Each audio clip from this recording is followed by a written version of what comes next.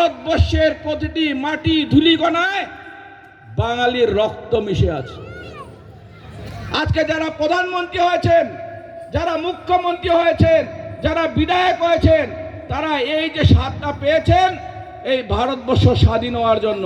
আর এই ভারতবর্ষ স্বাধীন কে করেছে সেটা আমার কথা নয়, আপনার কথা নয়। ইতিহাসের প্রতিটি পাতায় পাতায় বলে দেবে ভারতবর্ষের স্বাধীনতা দিয়েছে বাঙালির রক্তে দিয়েছে। সম্মুখে দাঁড়িয়ে আমরা বলতে পারবো যে এই ভারতকে স্বাধীনতা করতে পারি, তাহলে ইংরেজরা ভারত ছেড়ে যেত না।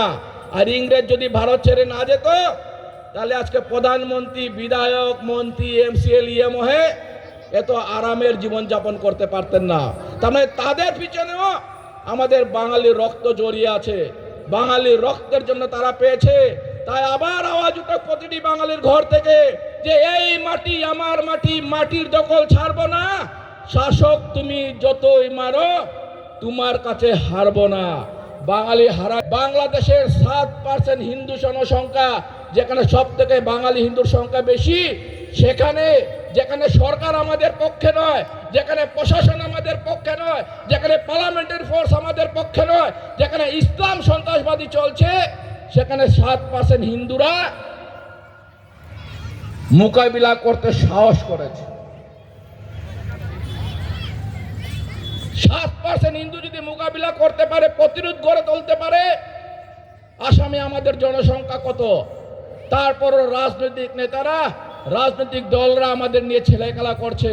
আমাদেরকে সেটা দেবে এটা দেবে বলে বলে বাঙালির জাতিটাকে ধূলিসাৎ করে ফেলা হচ্ছে। বাঙালির ভবিষ্যৎকে ধ্বংস করে ফেলা হচ্ছে। আপনার পরিবারের যে ছেলে মেয়ে আছে, বাচ্চাটাকে আপনি এখানে নিয়ে আসছেন, তার মাথায় হাত দিয়ে বলতে পারবেন না যে আপনার বাচ্চাটাকে আপনি সুরক্ষিত করে রেখে পেতে। আপনার বাচ্চাটা এই অঞ্চলে সুরক্ষিত আছে সেটা আপনি বলতে পারবেন না। আপনি বলতে পারবেন না আমার পরবর্তী প্রজন্ম 100 বছর এখানে সুরক্ষিত বলে থাকতে পারবে। কারণ আমরা যে রাস্তায় চলছি, আমাদের দূরদর্শিতার জন্য 10 বছর পর আসামে বাঙালি খুঁজে পাওয়া যাবে না। এই যে বাঙালি থাকবে সে নিজেকে বাঙালি বলে পরিচয় দিতে ভয় পাবে। এই পরিবেশ আসামে সৃষ্টি হচ্ছে।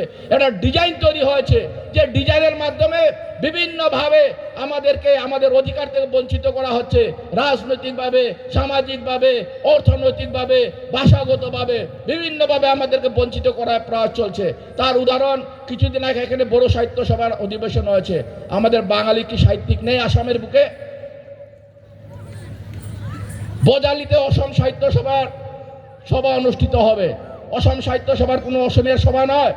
আসামে থাকা প্রতিটি জাতি জনগোষ্ঠী, প্রতিটি ধর্মীয় সংখ্যালঘু, প্রতিটি ধার্মিক মানুষের এই সাহিত্য সভা। তাহলে কোনো বাঙালিদেরকে সেখানে মর্যাদা দেওয়া হলো না। গতিকে রাজনৈতিক দল আমাদের শত্রু নয়। আমরা রাজনৈতিক দলকে দোষারোপ করে লাভ নেই। আমাদের দোষ আমাদের নিজের মানসিকতাকে পরিবর্তন করতে হবে। আমাদের নিজের চিন্তাধারাকে পরিবর্তন করতে হবে। যে বাঙালি জাতি এই ভারত ভূমির জন্য সর্বস্ব ত্যাগ করেছে, যে মহিলারা নিজের সন্তানেরা হয়েছেন, যে মহিলারা এশিয়া মহাদেশের মধ্যে প্রথম ঝান্সিবাই নামে ফোর্স তৈরি করা হয়েছিল মহিলাদের জন্য, যে মহিলারা হাতে অস্ত্র তুলেছিল, সেই বাঙালি মহিলারা নিজের সমাজের কথা চিন্তা করা উচিত। যেভাবে নেতাজি সুভাষ বসু চিন্তা করেছিলেন যে এই ভারতবর্ষকে যদি স্বাধীন করতে হয় প্রথম মহিলাদেরকে সজাগ করতে হবে। মহিলাদের হাতে ভাত রান্নার হাতাছিনি ছাড়িয়ে তাদের হাতে অস্ত্র তুলে দিতে হবে, যার জন্য তিনি ঝান্সির নামে ফৌজ তৈরি করেছিলেন। মহিলাদের হাতে অস্ত্র তুলে দিয়েছিলেন। আমিও বাঙালি মহিলাদেরকে অনুরোধ করব যে আপনারা নিজের পরিবারকে সুরক্ষিত করে রাখার জন্য, নিজের সন্তান, নিজের ভবিষ্যৎকে সুরক্ষিত করে রাখার জন্য সরকারের অনুদানের পিছনে দৌড়াবেন না। অনুদান একটা জাতিকে কখনো সুরক্ষিত করতে পারে না। অনুদান একটা জাতিকে কখনো সমৃদ্ধশালী করতে পারে না। অনুদান একটা জাতিকে কখনো উচ্চ শিখরে পৌঁছে দিতে পারে না। অনুদান প্রয়োজন। বিভিন্ন পরিবারে অনুদানের প্রয়োজন আছে। যেভাবে একজন বাঙালি মহিলা অনুদান পাচ্ছে, সেইভাবে আসামের প্রতিটি জাতি জনগোষ্ঠীর মহিলারা অনুদান পাচ্ছে। তো আমরা শুধু আমাদের অনুদানের জন্য সর্বস্ব ত্যাগ করে দেব?